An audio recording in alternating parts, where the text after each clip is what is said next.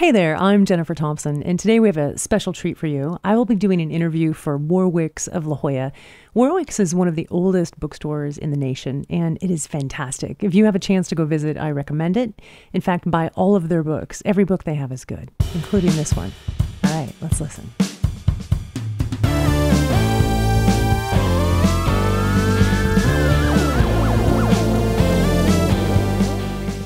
Orange is an enrolled member of the Cheyenne and Arapaho tribes of Oklahoma.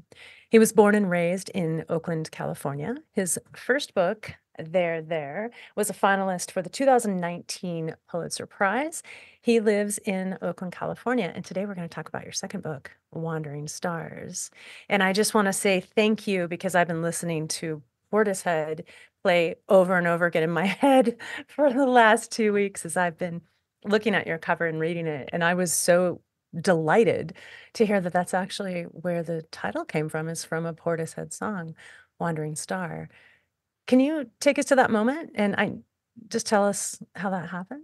Yeah. I feel like that song has aged well. Yeah, right? I Um, listened to it today.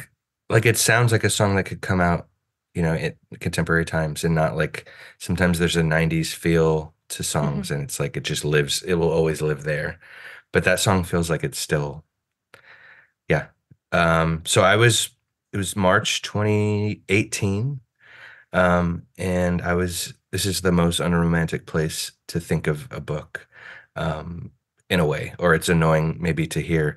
I was signing 5,000 books at a warehouse, of There before it came out. And, the sales reps team who were helping me to sign all these books, um, they put on a Spotify playlist with the root, There by Radiohead. Mhm. And I had known this song, more so. I think I got into Portishead because I used to go to this like open mic night, and there was this beatboxer who recreated Portishead's Wandering Star, Mm. all with a loop pedal and the sounds from his mouth. And that was where I really got turned on to Portishead for the first time, and that was like in the early 2000s. So I didn't know the song at the time. And for whatever reason, um, in that moment, I hadn't planned on writing a sequel. I'd already finished There, and there was no thoughts about a sequel. In that moment, when I heard the song, I was convinced, like completely, that I was going to write a sequel to There, and it was going to be called Wandering Stars. I think I was fluctuating as to whether it was. I know it was Wandering Stars, and I think she says Wandering Stars, even though the song's called Wandering Star. She does. Um, Yeah. so the title was always Wandering Stars for me, and I didn't know what mysteries would be uncovered in the. After making that decision and really going for it, all these crazy things came about that had to do with stars that are in the book, and that I couldn't have known in my conscious mind, how well the title would have fit a lot of the stuff that I ended up doing. Yeah. Um, and even the historical piece was not going to be in the novel originally. Um, I I was in Sweden a year later, and I was at a museum. I was there for the translation of There, and I saw the curator, was giving me a tour because the Swedish people had Cheyenne and Arapaho stuff at their museum, and they were like, "We know we're not supposed to have it, and we're trying to fix that," and all this, preamble before we saw it. Mm. Um, and there was a newspaper clipping that had, Southern Cheyennes, because I'm Southern Cheyenne specifically. There are also Northern Cheyennes. Southern Cheyennes in Florida from 1875 to 1878. And I just fell down this rabbit hole. Wow. And it ended up meaning the book would have this whole historical section, which I didn't even know how it would fit. I just knew that there was something there. And doing research for that, I ended up, finding out not only that the prison castle, which was the basically the root of the boarding school system in the US, Mhm. the prison castle was shaped like a star. Yeah. And one of the prisoners at the prison castle's name was Star. In addition to another prisoner, his name was Bear Shield. and that's a family from there. And that's how I knew I was going to write a generational line that started way back in time and eventually met up after the aftermath, or at the aftermath of what happened at the end of there. That's just pretty crazy. I mean, it Yeah, must have just felt like the whole time you're like, oh my God. Like the words that come to mind is this is kismet. Like this is supposed to be happening. What, is just unfolding. And I know the novel writing process has had I had that experience with there and with this where like things just happen in a way that feels crazy. Mhm. I And mean, music. like I for in there one of the characters pulls spider legs out of his leg. Mhm. And this isn't kismet, but it's just a weird like the novel being a porous process Yeah. thing. Uh-huh. Because I pulled spider legs out of my own leg. Um, in a West Oakland Target bathroom, the exact same as the character, and ended up putting it in the book because I didn't know what to do with it in my life. It was just this insane, Weird. like Yeah. grotesque moment. Maybe it's grotesque. I don't know. I think it's kind of cool. I happen to love spiders, but I definitely don't want them inside of me. The legs were pretty big. It was like this long. There was two of them. What? Oh my Yeah, God. That's crazy. Yeah, how does yeah. that happen? We There don't was no know. explanation online. I scoured the internet just like the character. Um, Ended up calling my dad because I thought it could be a Cheyenne thing. Hmm. Hmm. And he told me he thought I got witched, and I was like, "Well, what do I do?" And he was like, "I'll pray for you." And that was all of it. So I That was was the like, end. I don't want this. I'm going to put it in fiction where it belongs. I feel like truth is always stranger than fiction, and maybe that's why your books read so easily because so much of it just feels real. I mean, I found out that, you're a musician, and as I'm reading it in the music, and your writing has a musicality to it. And I have heard you talk about this in other interviews. Talk to me about how music helps you write and how I think you even talked about like reading it aloud, like listening for the musicality. Can you speak to that?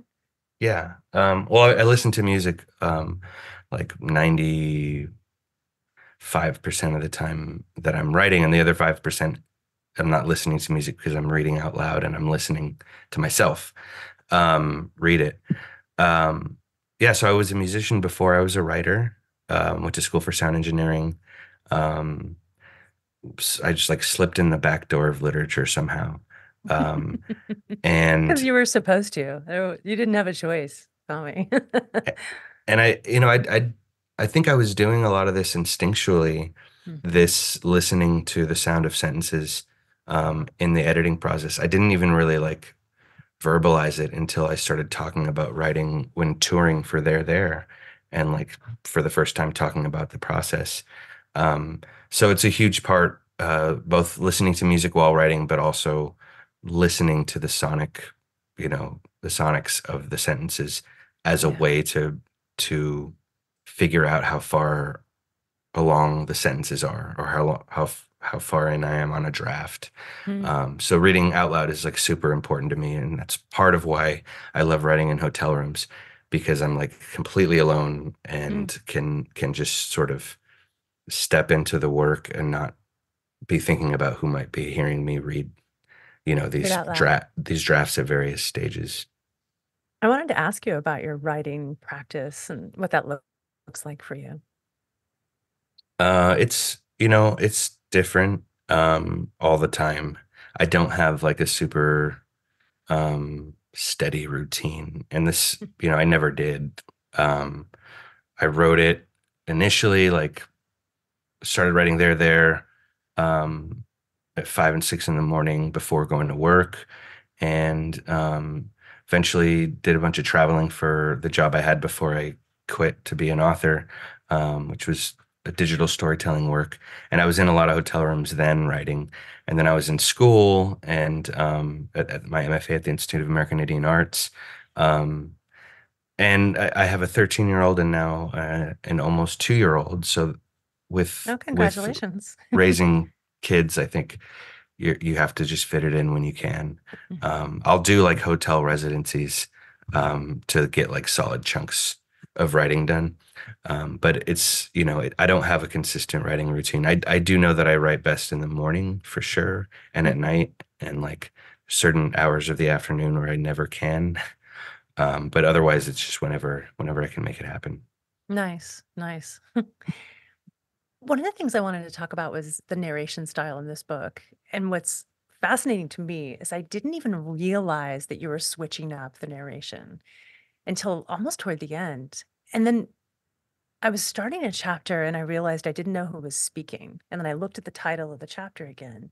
And normally, when people switch voice, not just narration style, but voice, they'll have like the name of the person at the top of the chapter. And you didn't do that.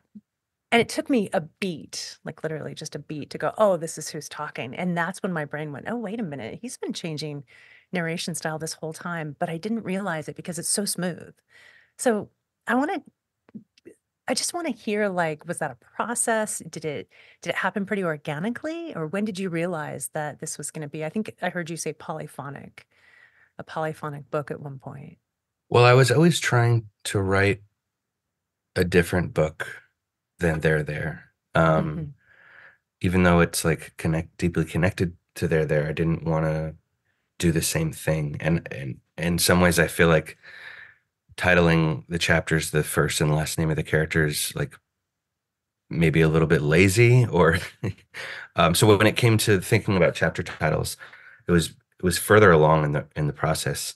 I had different names the whole time, but I wanted to pick out moments or phrases or words in within the chapters to be the chapter titles in the same way that when you work in the title of the novel into the work itself, it sort of has this boomerang effect of like, oh, this is what this is about. This is I wanted Yeah, that to a miniature version of that to happen in the chapters.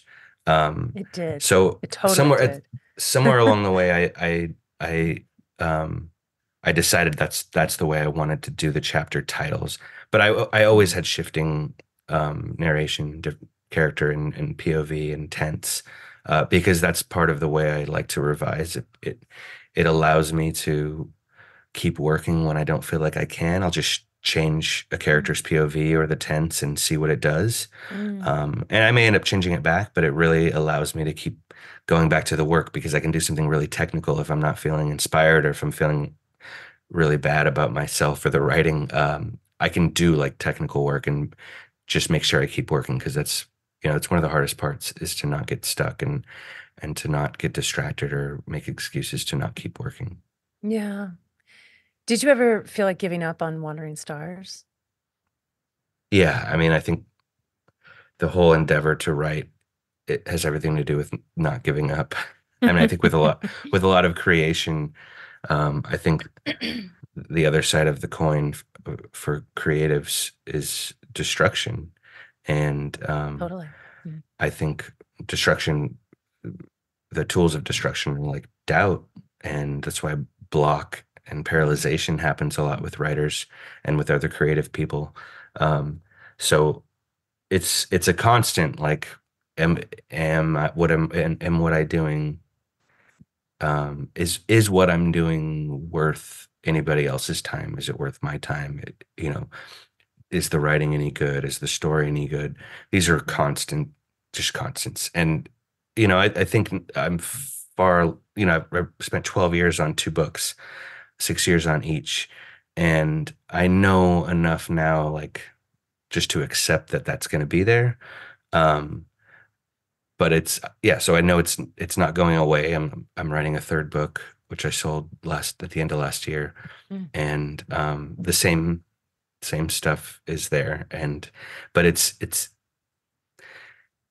easier to have there if you know it's supposed to be there. I think it's part of the tool that makes your writing better is doubt.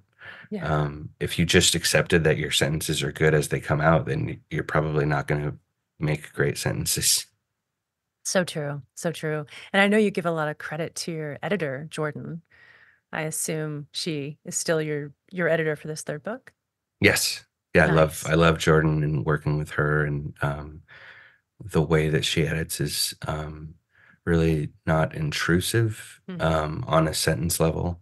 She's really like big picture visionary, like um, and and gives me like things to think about rather than like this or that needs to change definitively. It's she directs me toward a greater vision of what I've already tried to envision. That's pretty incredible. Wow. Yeah. Yeah, that's pretty incredible. Your writing has to me, it feels like poetry. Even like the hardest parts to read still come out in this beautiful prose, and it does have this musicality to it. There's something that I wanted you to read, and I asked you earlier to read it, so I'm not hitting you up. Do this thing, but the thing about this writing that I think is so amazing, and I think why people love you so much is you take incredibly devastating topics, really important topics. We're talking about addiction, we're talking about historical trauma, um, and then you make it beautiful. It's more palatable, I think, that way. And the characters are beautiful and they're real and they have so much depth. And that's why I think you can write about things that it would be so otherwise so difficult to read. And so I wanted you to read this one passage because I think it's a really good example of something that just hits you and makes you stop and think. Like reading There for me, I read it through really fast. But when I read Wandering Stars, I had to keep stopping and like kind of sitting with the language and reading it again and like wanting to write things down and like so good. So well done. So Thank you. Thank you. let's read this for our listeners. So I have to share this sort of brag because it was like an insane moment for me. I was sharing a stage with Louise Erdrich on this tour for Oh, Wandering Stars, congratulations on and that. She's amazing. I can't Yeah. remember if she asked me this before or on stage, but I think it was before. She said she asked if so the part that I'm reading, the character is going through chemotherapy and has cancer, and maybe that's a tiny spoiler. But she said you must have been really close to somebody who's gone through this Mhm. because she had gone through it. And she said the way that I wrote it was perfect, like perfectly fit the feeling. Yeah. Um, Yeah. and while I do pull generously from my own life and experience for all of my work, um, this just came out of uh, I don't know where, just my imagination. It really was not based on any person or even research. It was just imagining into it. Mhm. Wow.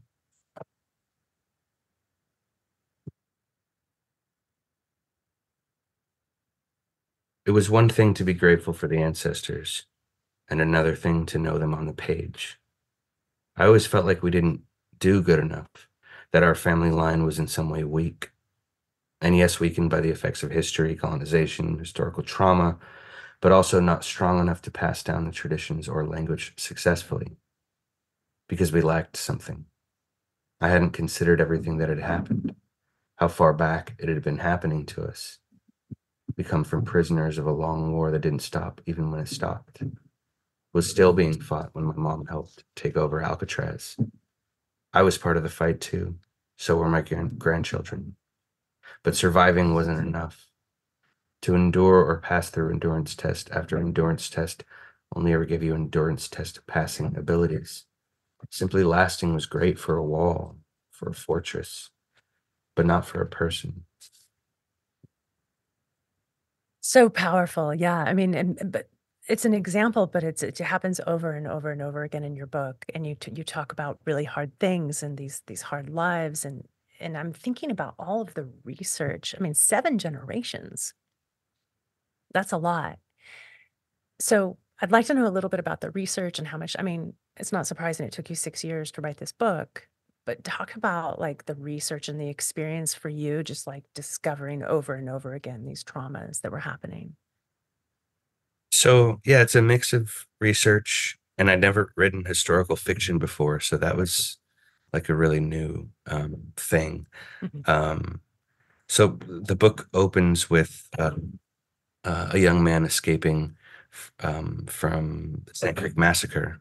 And this part was not research. This was a story that I grew up, my dad telling this story, and he'd heard it from his grandmother and great grandmothers. And this, story told from people that were pretty close to it.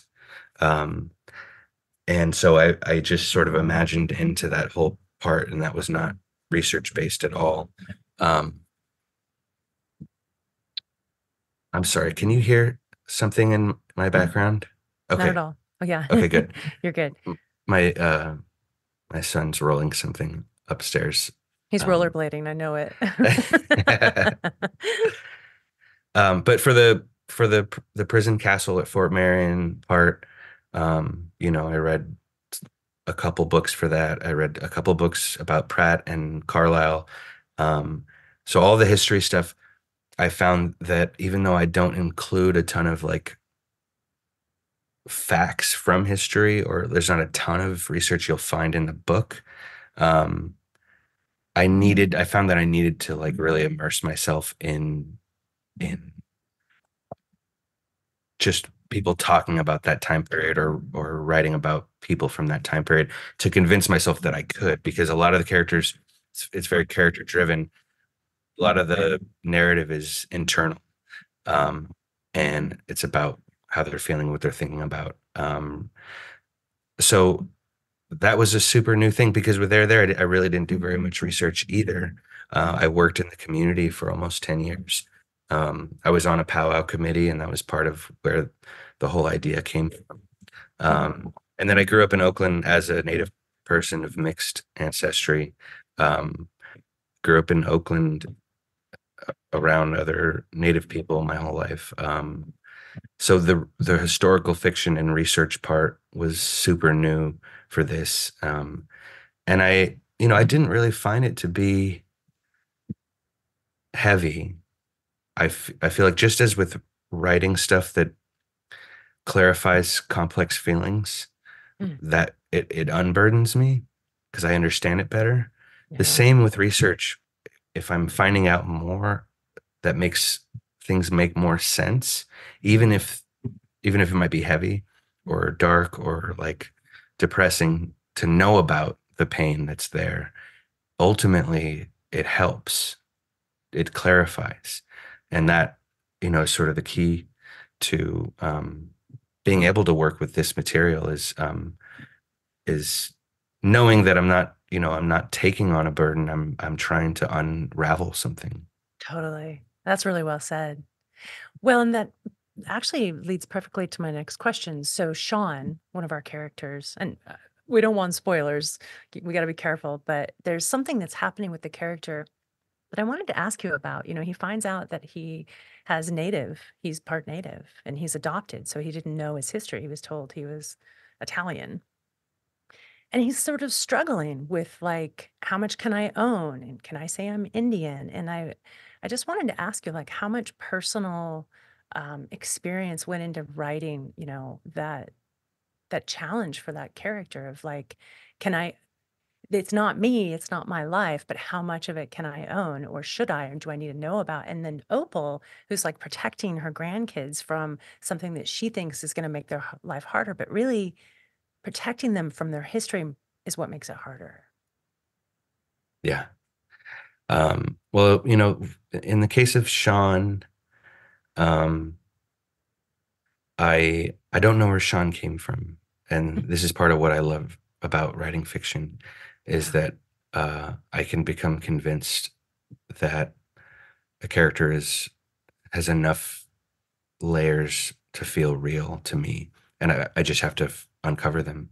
Um, and Sean, I wanted to write a character like Sean because Oakland is such a diverse place. And I'd also covered a certain gritty part of Oakland, East Oakland, deep East Oakland. Um, but I wanted to talk about this rich hills side of Oakland, and have Sean be like weirdly implicated in that community while not Yeah. being white, and having this totally mixed background. So Sean, while it might sound like I'm like trying to do things with him to make some point. He came as a character, like as a voice and as with all these details before I was able to think like this is the function that Sean is whatever utility I think I'm using him for to get ideas across. He came as a character. Mhm. Um, with Opal, so my dad is from Oklahoma. He's full blood Cheyenne. His first language was Cheyenne. He didn't speak English till he was 5 and he didn't even see a white person until he was 5. Wow. Um, and he did things like picking cotton with his grandparents for 10 cents a day. Just like lived this authentic life in Oklahoma. But he raised us in the city. And Mhm. he also, he wasn't raised by his parents. He had a lot of pain around his childhood and his childhood home. Um, and there's a lot of dark aspects of where he grew up and the people, my people, and their experience. And I think part of him wanted to raise us away from that, to protect us from it. But that Sure. came at a price, because, well, he did speak Cheyenne to us growing up, and it was always very clear who we come from. Um, there was some aspect of silence and not teaching us, that left this void of and this curiosity about like, well, what does it mean? Mhm. And I have a white mom, and so being mixed race, um, in the native world, it's already like a challenge to feel authentic. But then if you're also like not full blood or whatever, some of these dumb things that we hold on to, or if you don't have the knowledge or if you don't speak the language, it leaves you with this idea like that you're not enough. Yeah. Yeah. So that was just, came from very personal experience. It reads like it. And I heard in an interview once that someone asked you if you were Native, and you said yes. And then they asked you, yeah, but how much? And I just was horrified, frankly. And I imagine that came out into the characters because that's what I see Sean is experiencing. Like he feels he doesn't fit in either world and he's not sure what to do with that. Yeah, recently, um, this year, I was at a university for a speaking event, and this old white guy stood up in the crowd during the Q&A, and he said, "From where I sit up here, and this isn't the first time this type of thing has happened." He said, "You look white to me. So when did you decide that you wanted to be a Native American?"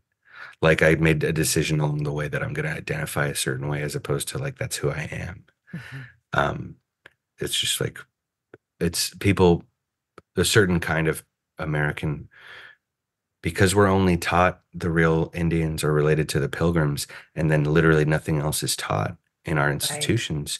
Of Hmm. course, somebody who doesn't fit the thing that you think they makes them a real Indian, of course you're going to question somebody who, has a more complex and nuanced and human, Hmm. um, you know, is a more human version of what a native person actually is. Of course, Hmm. it's gonna do that to you. Of course, you don't have to be rude and awful, but I also understand it because of the way we teach or don't Yeah. teach Hmm. Native history. And I hope that changes. I really do. Um, we have to demand it though. We have to Yeah, demand change because it's just not gonna happen. Rewriting history to have more truths. I hope that's in our future. But I think, writing such an honest couple of books that you've written is a big start. And so even though that may not be your intention, it's what's happening. So here, I mean, here. I think I love that about fiction. Mhm. Um, Yeah. what it can sort of secretly do to the hearts and minds of people without like, Being you know, overt. Yeah. yeah, exactly, without like saying like I'm here to say this, Mhm. and to have it happen in story. Well, it's kind of like what you said about Jordan and how her editing style. It's like it just makes you think. It's not telling you how to think. It's just Yeah, giving you something to chew on, something to think about that maybe you can yeah, take with you and change your behavior and change how you look at the world and how you treat others. I would like to yeah. think. Um, I watched a lot of your interviews and we're all asking you the same questions. We all want to know the same things. Is there something that you want to talk about that no one's asking? I mean, I think with Wandering Stars, um, there's there's a couple of like wild historical things that are real that Hmm. I feel like people just read through it and don't think about it. But like, there's two things that I think about. Um, so Jude Starr, that's the first character we meet in Wandering Stars. He is a prisoner of war at a prison castle. Hmm. And he becomes a bread maker. And this is the real Star became a bread maker and eventually a chief of police. These are Oh, real wow. things. Wow. Um, and there's a thing that happened where they brought somebody in um, to like put casts on all of the native prisoners to measure the size of their heads. Yeah. Um, because the thinking then was like, why are they inferior? It must be the size of their heads or their brains or and they called what they were doing, they called them life masks. If you look up Fort Marion life masks, you can see pictures of it online. Hmm. They're still at the Harvard Museum, the Peabody Museum at Harvard. Um, so you have these native people putting on these life masks that basically make white casts of them. Yeah. And this is a time where the beginning of assimilation. So the boarding schools were institutions of assimilation, and you have this real thing that happened where you're being covered with a white cast Hmm. while you're trying to be assimilated. It's just like the crazy fact that I don't feel like one person has like noticed that this. I don't know if they're thinking it's just fiction and Mm. so therefore not as interesting. Mm. But it really happened, and these things still exist, and you can see them. And then the other piece is the camel. Oh, yeah. The There's a scene camel. at the sort of like the end of the first character, Jude Starr. He comes across this camel, and people don't think about camels in America, but we had all these camels shipped over from Saudi Arabia during the Civil War to traverse these desert-like spaces. Um, and at the end, when the Civil War ended, they just sort of set a bunch of them free. And so this was also like a real possibility that you could come across at this time period. You could come across a wild camel in an American desert or desert adjacent area. So those are just things that I'm like, I don't know. I don't know. If sometimes it feels like the my what I'm trying to do with the book is to like tell everybody about atrocity and historical trauma, and that's like the main thing I'm doing. And it's like that's something that just exists in history. And I happen to be writing about this part of history. I'm not intending to like put that mantle on the reader. Like Mm. this is like my tribe's history, and we are at the like beginning of the origin of boarding schools. Like Southern Cheyennes were literally the blueprint for boarding schools. For the And carve. so sometimes I feel like there's a certain way of reading it where it feels like the whole point is to tell you to feel bad Mm. about American history. And it's really, I would never want to put that on the reader. Like I think it's an interesting and important part of history to think about. Hmm. Hmm. Well, and as an interviewer too, who happens to be a white woman, I'm very conscientious of the optics, right? And asking questions about, a history that I see is completely unacceptable. And I see a future that's going to have the same stuff because we're not demanding change. Um, And we're not looking, I don't always love the history repeats itself if you don't look at it kind of thing. mhm. Because I don't think, well, not enough people do look at it, but um, I think it's it's just something that it feels so unrealistic to imagine that enough Americans are going to want to think about what this country is and what it came from for it to be meaningfully changed for the future. This is going to sound super pessimistic, but but I will say has been taught in like so many high schools, and I have to hope, even though it might sound naive, that fix reading something like this could change people and the decisions they make Yeah. in whatever Yeah. ways Yeah. their life takes them Yeah. for the better. So maybe I'm being pessimistic and maybe naively optimistic. At the same time.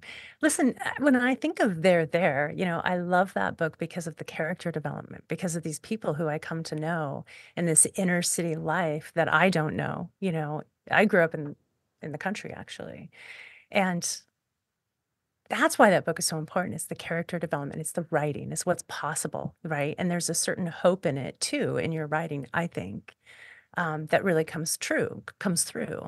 We don't want to read something that's just going to depress us and tell us how awful our history is. It's so much more than that. And it's well done. So I'm glad you're working on your third book. And I want to ask you, um, is it going to be named after a song? Since It's you not. seem to like to do that. It's not, and it's not related to the first two books at all. Okay. Okay. It's contemporary and it's in Oakland, Hmm. and there are fewer characters. Mm. I think there's just going to be three characters. Oh my gosh. Does that feel harder a little bit or No, easier? it feels like a relief. Oh, okay. It felt Okay. like I have the whole thing structurally already mapped out, Mm. and the mapping when you have more people is much harder to get at. So I'm Yeah. hoping to finish this one a lot faster. It's going to be a shorter book, um, and I'm excited about it. I Hmm. don't know how much I can say about it yet, You but can't. I know you can't. So I won't ask you to. but I'm trying to finish it this summer. Hmm. A draft anyway that Oh, nice. Nice. Jordan will give me helpful but hard to digest notes about, I'm sure. And I'm also working with a studio on an original screenplay that Oh, wow. Okay. is moving along as well. So that's exciting too, and also different, the totally different tone, and still, Native people, um, and thinking about identity and stuff like that. But Nice. Yeah. Because I think your books are universal too. I just want to say, it's about the immigrant experience, is universal, and there's so much in it that's so layered and so complex, and yet easy to read. So I just want to put that out there that I'm so glad you became a writer and that I've thank had the you. pleasure of interviewing you here today. I do have one final question. We'll bring Julie back in to join us. Yeah. But what about your music? Are you still pursuing music at all? So I don't get to play as much as I would like right now, but You have a 2-year-old, so that makes sense. yeah. But I played a lot during the pandemic. Um, and so I've sort of quietly done this, and I haven't, this is why this is making it less quiet, but I have posted songs that that are on Spotify and iTunes under the name Orville Redfeather, that are Oh, sort of like as if he recorded them along the way to give kind okay. of like a real dimension to his character. And they're That's just like awesome. they have like sketch in the title because they're just like ideas that would have came to him. Um, Kind of like so you describe in the book. yeah. Okay. Yeah, so you Okay. can check those out Orville on Redfeather. Yeah. iTunes, Spotify, or SoundCloud, and there's a few others on SoundCloud than there are on the others. Um, so I am, but I always will. Music is very personal to me, and I probably won't be doing very much public music stuff, but I'll always be doing it for myself. That's awesome. And since Julie's not here, I do have another question. Actually, I Oh, have a wait a million. minute. No, I want to know. I'm like worried about Blue. I want to know that she's okay. So Blue and a slew of characters from there, I definitely wrote them in. and Jordan um, very kindly and gently guided me away from them. Let's just say. Okay. Um, It's her so, fault. um, and I no, I ultimately agreed with her that that's the whole thing is like she wanted to focus on the family and have it be tight, Hmm. and I wanted that too in the end. So I don't, there may be something in the future that includes certain characters that um, Short story. yeah, I don't know. I don't know what that looks like. There's definitely a ton, I had to write like 3 or 4 books to get to the one book in both cases. So there's a lot of material that I haven't touched that um, I imagine I would revisit if I'm like in a dry spell, um, Yeah. of some kind. Yeah. Thank you, Tommy. I've really appreciated your time and Thank joining you me so today. much for all of your generous questions that had really nice compliments embedded in them. I appreciate that. It was a great conversation. And we have got some great questions from the audience. So we've still got a lot of people watching with us. So we'll get to as many of them as we can here. Um, okay, Tommy, here's one. Would you say your writing style is less conventional? Now, this one came in early, so you might have already touched a little bit on this. Would you say your writing style is less conventional in the second novel? If so, why? Is it a function of the context? I think the second novel is more introspective and interior. Um, and I think there's sort of like when you tell the reader at the beginning of the book that there's 3D printed guns and a robbery and everyone's going to this powwow, it sets a narrative engine going that it's not always even in the writing, it's not always something that I'm doing, but it gives the reader this little engine that gets them moving through the book faster. It's sometimes, like I said, it's not even me doing it. It's a function of the structure and the way I designed the first book. So there's nothing like that in this book. You're like way back in history, and if you peeked ahead, maybe we're going to end up in the present, but you don't necessarily know or are given an expectation. So I think that's a big difference and part of the interiority piece. I think I tend to naturally write on a more interior plane than a plot-driven one. Um, and I think I allowed myself to do that with this book because it didn't have a structure that required us to keep moving forward in a sort of a way that required a certain kind of pace.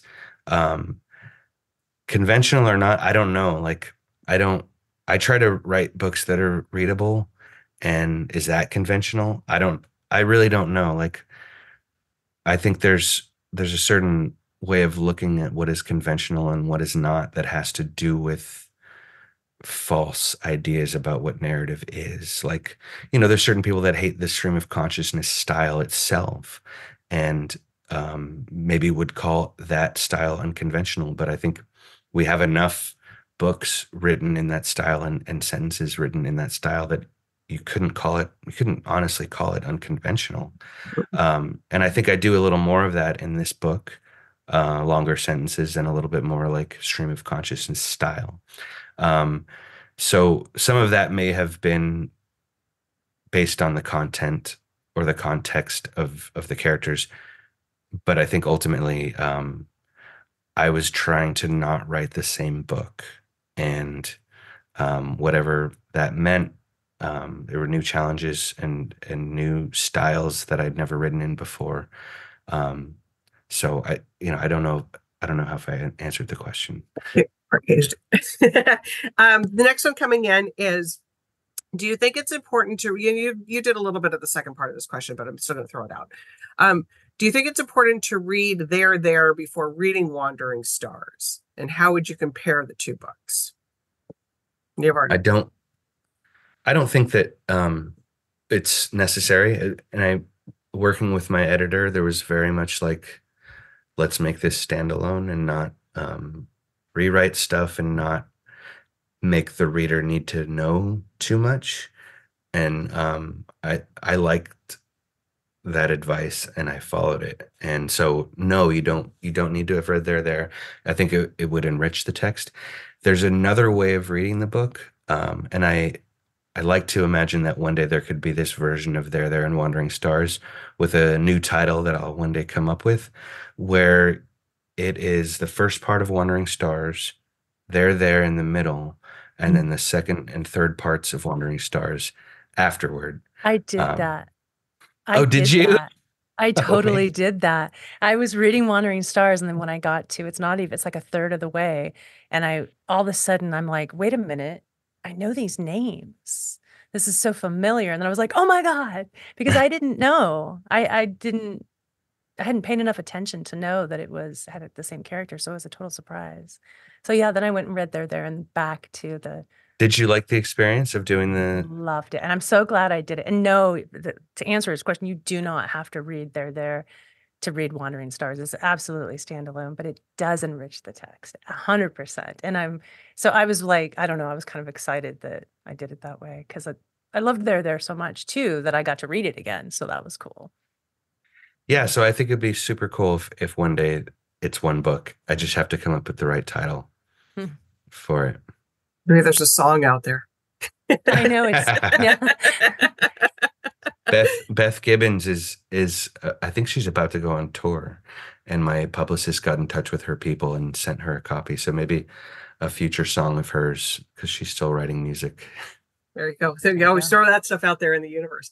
All right, That's we got right. time for a couple more here. So just so Angelica's is asking, what inspired you to write a novel? And was this the only genre or format or choice? So the beginning of my writing, I was doing like pretty unconsciously. I was in sound engineering school, and I only like consciously remembered it much later. I was writing like prose poetry stuff while I was listening to lectures about sound. Um, and luckily there's no evidence of that. And then the years in sort of like trying to find my writing voice, there was a lot of short stories and um, a lot of experimental stuff that it was all short form. There was no big project. When I found out I was going to be a father into the end of 2010, that was the first time I was like, I want to take on a bigger project.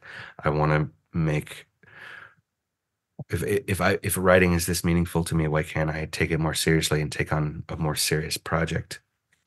Not with it in mind that it's going to mean career, just like this is what I'm most passionate about. I need to take it more seriously because I'm like going to be raising a human and trying to teach a human how to be a human. And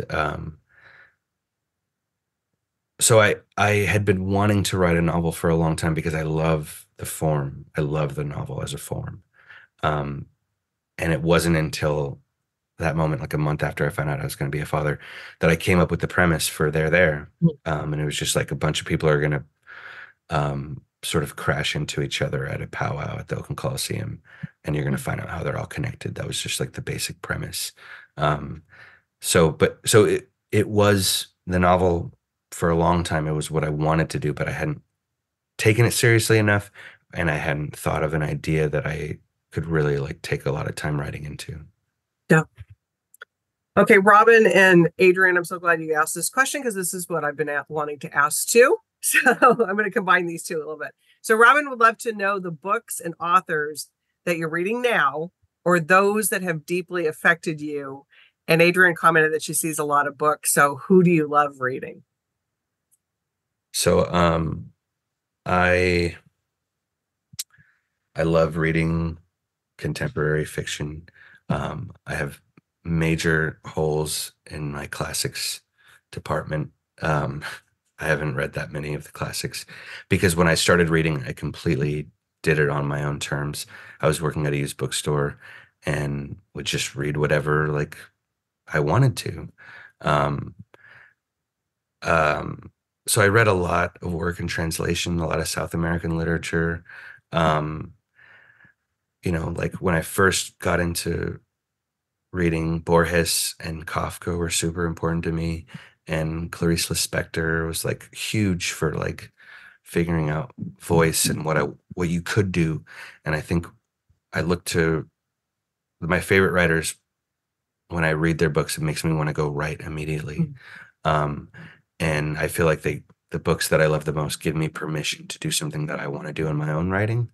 Like the feeling is I'm being given permission to do something, not like I'm stealing the idea of something they come up with, but just like, oh, you can do that.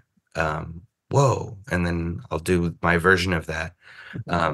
So, this question's always hard because I need to have like a list where I can read off. There was like a ton of influences for there, like books like Jennifer Egan, Colin McCann, Marlon James. There were books that and authors that like I was directly trying to do something with the form that was based on actual books. Love Medicine by Louise Erdrich. Louise Erdrich is one of my favorite authors of all time. I literally wrote Wandering Stars with Kaveh Akbar, and his book Martyr came out, and you should go read that. Such a good book. So we're dear friends, and we trade pages still. And we actually next Friday, we're going to trade pages for our next books again. So, Toni Morrison was really huge for Wandering Stars. I hadn't read any Toni Morrison before there. And I read everything while I was writing Wandering Stars. Nice. And she's just one of the greatest fiction writers we've ever had.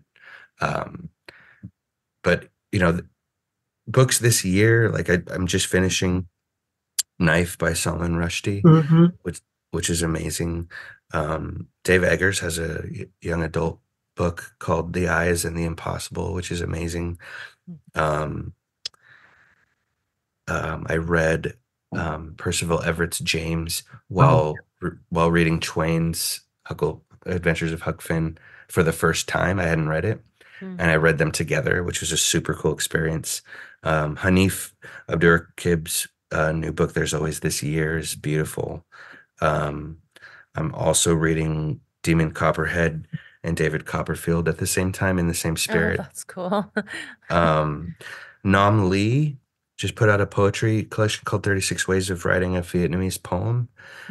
He's an Australian Vietnamese writer, but he has a short story collection called The Boat that came out in 2008, which is incredible. Like one of the best short story collections I've ever read. And then Calling for a Blanket Dance was a really important book in conversation with Wandering Stars while I was writing Wandering Stars. That was an important book for me. I could keep going, but I think that's maybe enough. Yeah, I want to meet with you like every 3 months and just keep doing this. Exactly. You need to write one of those, like, just tell us what you're reading. Your book list, yeah. Tell us your book list, because it's you should totally do that. I know you're on social. No, I'm really not on social. Oh, you're not? Okay. Well, it's I'll give you my email address. I'll be on social for you. Maybe we could do that. You send it to Warwick and go, this is what there you go. Tommy Orange's book list. Tommy Orange's book list via Warwick's. Yeah, there you go. That's awesome. Tommy, this was an amazing conversation. Thank you for your generous time and sharing your wonderful books with us, and absolutely cannot wait. I was telling Tommy in the green room, I had the honor and privilege of meeting him even prior to their being published, and we all knew it was going to be something special when we read it years ago, and it is just continuing to be. And Wandering Stars is amazing, and cannot wait for your next one. So hopefully you'll be here, and maybe we'll have another conversation with Jennifer. That would be awesome. Thank you so much, Jennifer. That was such a lovely conversation. Great conversation. Thank you, Jennifer, for your time. Have fun at the Daniel Lanois concert. I will. Thank you. All right. Goodbye, everybody. Bye.